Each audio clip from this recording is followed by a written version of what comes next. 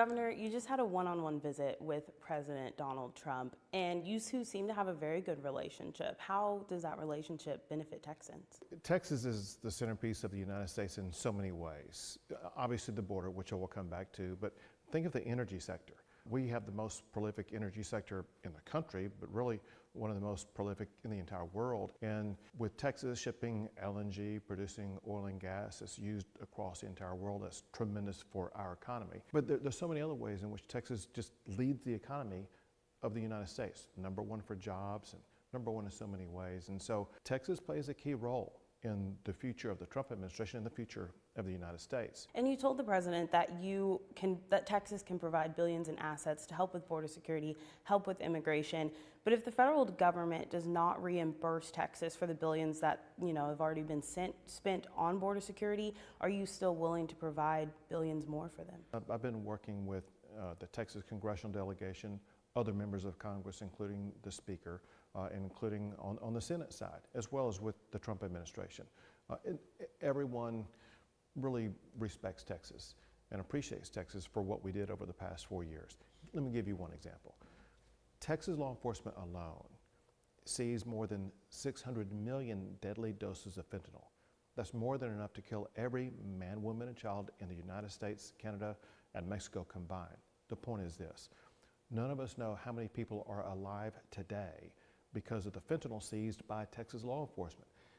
People in every state across the country have survived that. And so we have appreciation and gratitude from across the entire country for what Texas has done to secure the border. The Texas Senate passed this week the school choice bill. It will eventually be debated and voted on in the House, where they have a new speaker. How would you characterize your relationship with Dustin Burrows? I've been working with him ever since I've been governor. But more important to this point, and that is, I've spoken to him multiple times about school choice because everyone knows it's my #1 issue. Every single time that I've talked to Speaker Burrows about it, he has told me it's going to pass.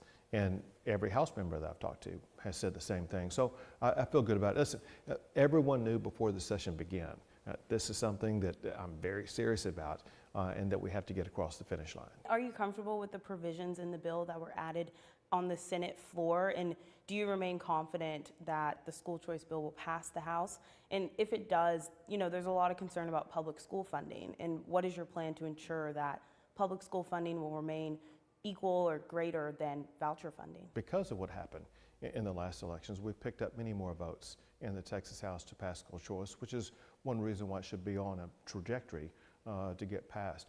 With regard to what passed out of the Senate, listen, it's a great plan. And again, from what I've heard from House leadership, the House plan is going to look very similar to the Senate plan. And so I think they should be able to very quickly pass out a plan in which they can get together with the Senate and Conference Committee and get a bill to my desk.